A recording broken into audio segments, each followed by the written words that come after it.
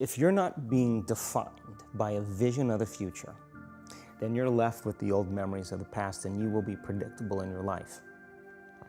And if you wake up in the morning and you're not being defined by a vision in the future, as you see the same people and you go to the same places and you do the exact same thing at the exact same time, it's no longer that your personality is creating your personal reality. Now your personal reality is affecting or creating your personality. Your environment is really controlling how you think and feel unconsciously, because every person, everything, every place, every experience has a neurological network in your brain.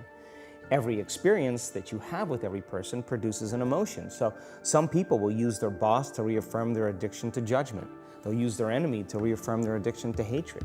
They'll use their friends to reaffirm their addiction to suffering. So now they need the outer world to feel something. So to change then is to be greater than your environment, to be greater than the conditions in your world, and the environment is that seductive. So then, why is meditation the tool? Well, let's sit down, let's close our eyes. Let's disconnect from your outer environment. So if you're seeing less things, there's less stimulation going to your brain. If you're playing soft music or you have earplugs in, less sensory information coming to your brain, so you're disconnecting from your environment. If you can sit your body down and tell it to stay like an animal, stay right here. I'm gonna feed you when we're done. You can get up and check your emails, you can do all your texts, but right now, you're gonna sit there and obey me.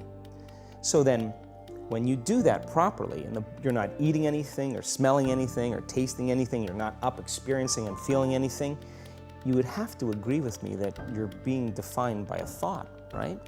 So when the body wants to go back to its emotional past, and you become aware that your attention is on that emotion, and where you place your attention is where you place your energy, you're siphoning your energy out of the present moment into the past, and you become aware of that.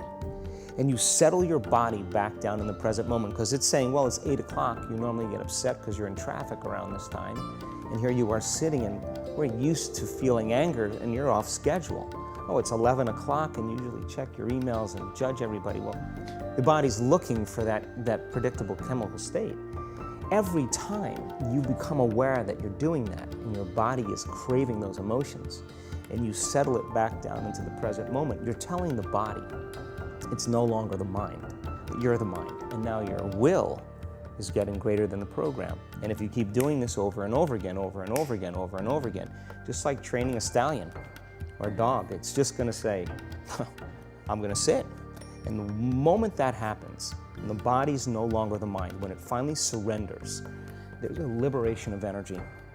We go from particle to wave, from matter to energy, and we free ourselves from the chains of those emotions that keep us in the familiar past. And we've seen this thousands of times. In fact, we can actually predict it now on a brain scan.